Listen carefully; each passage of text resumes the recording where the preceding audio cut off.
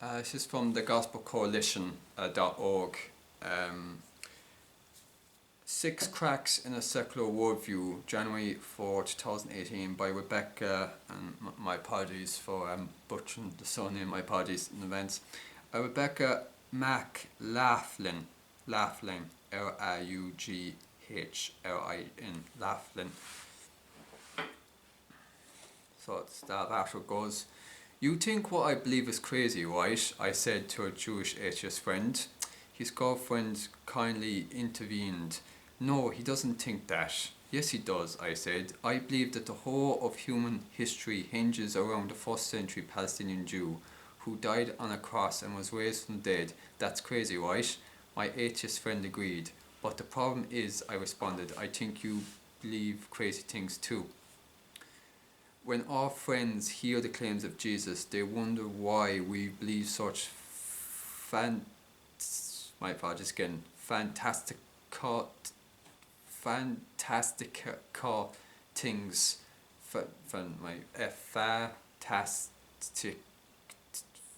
My apologies. Fantastical things when there is a perfectly rational, coherent view of the world available to us. But if we look at the secular ground on which we supposedly all stand, we realize it's more like packed ice floating away from land. And there are cracks in the ice. Here are six of them. 1. Lack of foundation for science and existence. Belief in a personal creator God may seem crazy, but it's the foundation on which science was built. The scientific method was developed by Christians because they believe in a rational creator who ran the universe according to rational principles. Princeton professor and world-class philosopher of science Hans Halvorson argues that science still rests based on a theistic foundation. Science can explain how the universe came to be, but the scientific method of seeking natural causes for natural phenomena can't give us a first cause. Atheism struggles to explain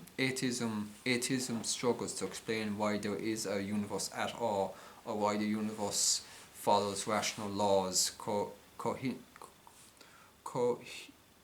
cohesively to human my apologies.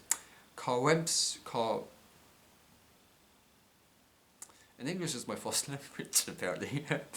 Comprehensible to human minds. If the success of science points us anywhere, Halvorson argues it's to the supernaturalistic theism. 2. Lack of grounding for human equality. My secular friends believe that the equal value of all humans is a self-evident truth, but if we embrace the materialistic story that humans bow down to their physical parts, why should we be valued equally? Some try to ground equality in science with reference evolutionary sources for altruism, a field led by Harvard professor and Catholic Martin Nowak. But evolution gives us plenty of evidence in the other direction, and as a leading atheist philologist Stephen Picker observes, examining how human morality emerged is different from more project of how humans ought to live. If the universe is nothing more than what science can measure, we have no ultimate grounding for human value and equality. We're only atoms after all. Others look to ethical framework that transcends culture, often citing the Universal Declaration of Human Rights, but the declaration was penned by a disproportionately Christian committee chaired by Eleanor Roosevelt, a keen Christian and strongly informed by Judeo-Christian values. Indeed, in 1983, the Iranian representative to the UN called it a secular understanding of the Judeo-Christian tradition, which could not be implemented by Muslims. Of course, secular philosophers can and do formulate ethical systems that uphold human equality. We can even observe that equality promotes flourishing, but if the universe is nothing more than what science can measure, we have no ultimate grounding for human value and equality. We're only atoms after all. 3. The tension between secular values and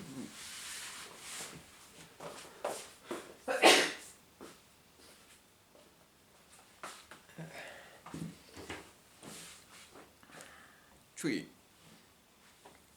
Tensions between secular values and religious diversity. My secular friends celebrate religious diversity and uphold the rights of religious minorities to practice their faith. This is a beautiful instinct, but what happens when religious beliefs clash with secular values? If we say to our Muslim friends, we uphold your right to be a Muslim, so as long as you embrace equal roles for men and women, the legitimacy of same-sex marriage, and the freedom of your teenagers to experiment sexually, are we truly upholding their right to practice their faith? Beliefs predominantly held by white Westerners often stand in tension with the beliefs of racial and religious minorities. Now, about the whole white Westerners things, there's no such thing as white and black. This might shock a lot of people. We're all brown, with just different shades of brown.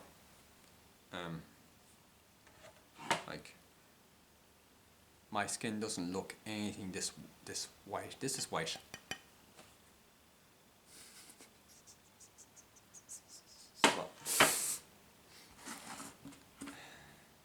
And this is black, so we're all different shades of brown. But anyway, I often find when people say the word white or black, describing people, it's kind of silly. But anyway, back to reading this article.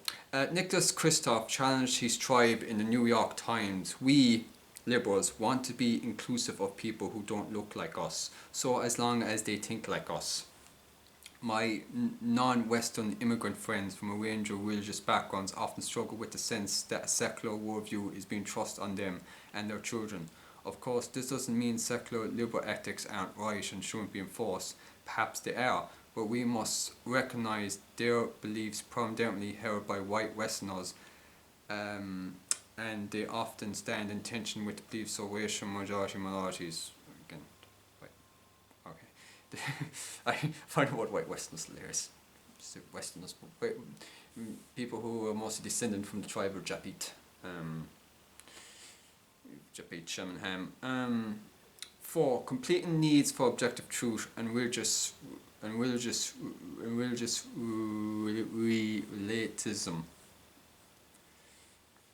Some of my secular friends are comfortable saying religious beliefs are just wrong. Most, however, would bark at that and prefer to think all religions are equally valid. Their coexistent bumper sticker approach. But since religions make completely competing claims on objective truth, we can't say they are all equally true while invalidating truth itself. If racism is wrong, then religious beliefs that uphold racism are wrong. If the claim that Jesus was raised bodily from the dead is untrue, then the central tenet of Christianity's faith is untrue. While different religions make conflicting claims about historical events as they do, they simply can't all be right, however hard it may be to prove what happened in the distant past. If we abandon the concept of historical truth, we abandon truth itself and reality unravels. 5. False absorption of increasing secularism. We don't see the cracks in the ice of the secular worldview because it seems like there's a fault setting. Religious believers are taught to be on the wrong side of history. As the world becomes more modern, more educated, and more scientific, secular humanism will spread and religion will recede. But this hasn't happened, and it's not going to happen anytime soon. In fact, the world is becoming more religious. The idea that atheism is the default setting for educated people is simply undetainable. That memo has yet to arrive in most university departments, but it's been sounded loud and clear by sociologists of religion. Moreover, the link between education and secularism is immense. Christians invented the university, and today Jews and Christians are the most highly educated groups in the world, with the smallest gap in education levels between men and women. United States, while college-educated Americans are less likely to say they believe in God with absolute certainty, it's still 55% of the graduate population, and college-educated Christians go to church more often than less educated Christians do.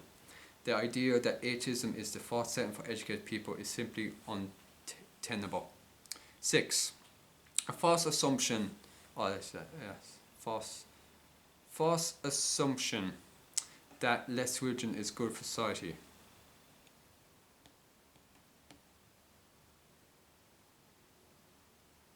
False assumption that less religion is good for society. New atheists argue the world would be better off without religion, but you have to be highly selective with your examples to make that claim persuasive. And you have to ignore the data indicating that in the United States at least, people who participate in religious communities are happier, healthier and live longer than those who don't. In our present moment, atheism isn't evaluating on the same basis as any given religion. People say, I can't be a Christian because of the Crusades. People don't say, I can't be an atheist because of North Korea. Of course, my circle of friends will protest that North Korea, China and Stalinist Russia don't represent their kind of atheism. It meant that, but neither do the horrors of the Crusades or the Christians represent my kind of Christianity. To be sure, religious beliefs can motivate horrific actions. The so-called Islamic State gave us daily examples of this horror, but atheism is not well correlated with virtue, even outside its totalitarian regimes. As atheist psychologist Jonathan Haidt observed, atheists may have many other virtues, but on one of the least controversial and most objective measures of moral behaviour, given time, money and blood to help strangers in need, religious people appear to be morally superior to secular folk. Don't get me wrong, we Christians aren't good people either. We're a bunch of immoral hypocrites clinging for dear life to a beautiful Saviour. But something about that clinging seems to help. So do religious folk believe crazy things? Absolutely. And for the record, my Jewish atheist friend is far smarter than I am. But it's crazy wherever way you look. And if it may just be the people who believe in crazy things like resurrections that are on completely solid ground. The late Dallas Willard once wrote, because I make my living as a university professor and philosopher, I'm frequently asked in so many words, why do you follow Jesus Christ? My answer is always the same. Who else did you have in mind? That's from article from the gospelcoalition.org. 6 cracks in the secular worldview.